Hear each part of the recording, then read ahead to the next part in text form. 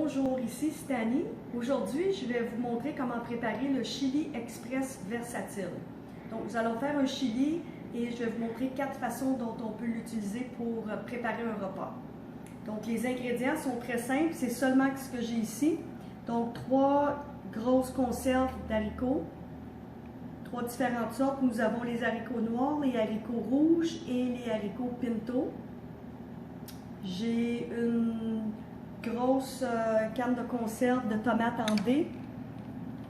J'utilise un mélange d'épices, Simply Organic.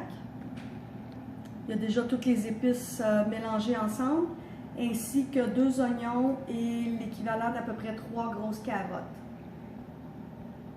Donc tout simple.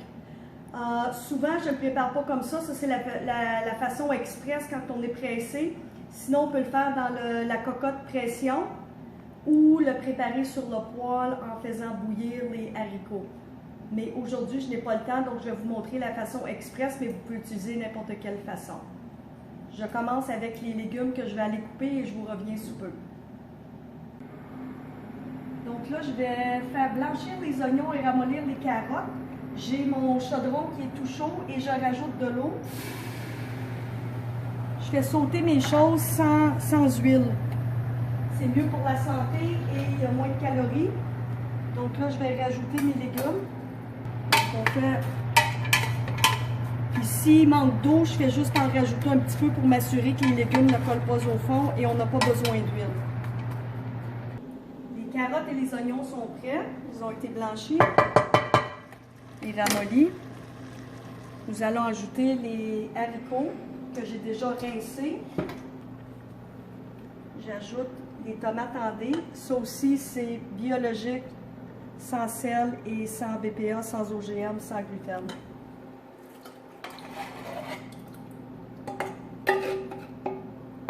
On garde le jus. On mélange. Et le tour est presque joué. Il reste juste la sauce qu'il faut faire. Les épices. Je les mets dans la tasse. J'ajoute un petit peu d'eau chaude et on mélange.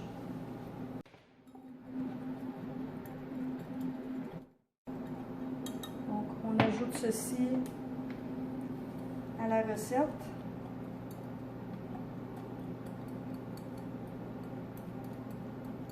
Et la seule chose qu'il nous reste à faire, c'est environ 15 minutes juste pour tout réchauffer et que les saveurs se mélangent.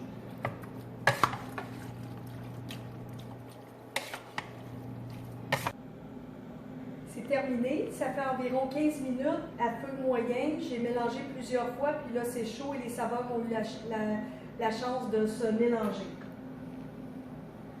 Nous allons préparer les assiettes. La première version,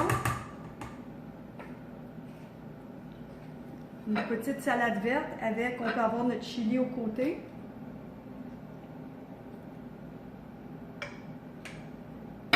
Très nourrissant et excellent.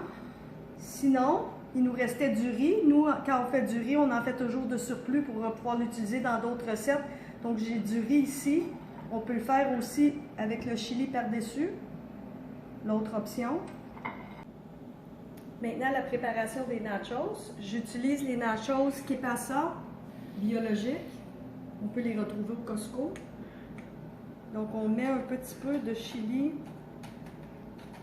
sur les nachos que nous mettrons au four à la suite pour faire chauffer. Très nourrissant parce que le chili, c'est très bourratif. Donc, ça peut être un repas. Ensuite, on peut rajouter les légumes qu'on veut. Moi, ici, j'ai des piments rouges. Piments rouges, maintenant, c'est des oignons rouges. Et finalement, nous, on ne met pas de fromage. Je vais mettre de la levure nutritionnelle qui est remplie de vitamine B12. Ça donne un goût un peu au fromage. Donc, j'en rajoute sur les nachos. Et je vais les mettre au four pour environ 8 à 10 minutes. Maintenant, avec la patate douce, une patate douce cuite au four, on peut mettre le chili par-dessus. Mettre un petit peu de salsa. J'aime bien celle-ci, elle est biologique et il n'y a pas d'huile dedans. Les sucres, il n'y a pas de sucre non plus d'ajouter. Donc un petit peu de salsa. Et une crème sûre que j'ai fait moi-même. Elle n'est pas à base de lait ni de produits laitiers. Donc peut-être dans une vidéo future. Donc une autre idée repas avec le chili. Deux versions de wrap. Le wrap traditionnel avec un petit peu de laitue. Des oignons rouges, des tomates, de la salsa,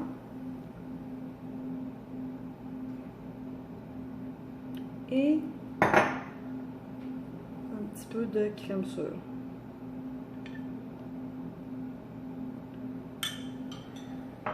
Finalement, j'avais oublié, mais les avocats qui ajoutent énormément de goût. Donc, première version du wrap. Deuxième version, la même chose, mais avec de la laitue, qui est la façon préférée pour moi. Mes enfants préfèrent avec le wrap, mais moi, je préfère avec la laitue. Donc, avec la laitue, ce sera la même chose. J'ai mis deux feuilles de laitue pour m'assurer que ça tienne ensemble, que ça ne déchire pas. On peut rajouter ce qu'on veut. Donc, des oignons rouges, des petites tomates, les avocats, la salsa,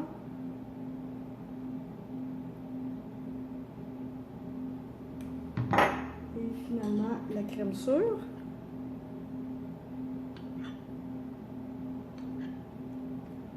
Donc, deuxième version. Encore une fois, la crème sûre que j'avais préparée. Donc, là, les deux versions de wrap. Pendant que les nachos continuent à chauffer, je vais préparer un guacamole très rapide avec le restant de l'avocat. Donc, on écrase l'avocat qui était mûr. Ensuite, on ajoute des oignons rouges. On mélange. Le guacamole est toujours quelque chose de versatile et facile pour une collation rapide ou un à côté de repas si on mange une soupe pour compléter. J'utilise le herbe mort. J'en mets un petit peu. Ensuite, j'utilise la poudre au piment.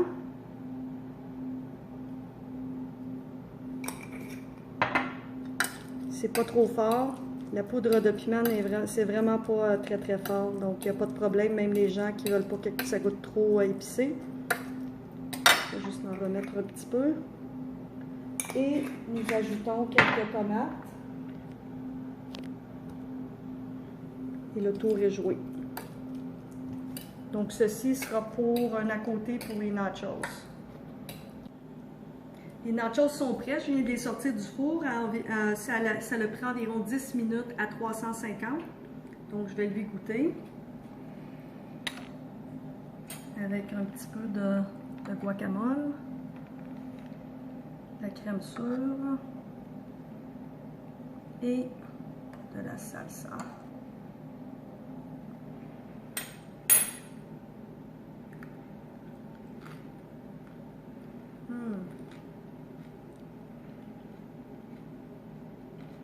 Délicieux.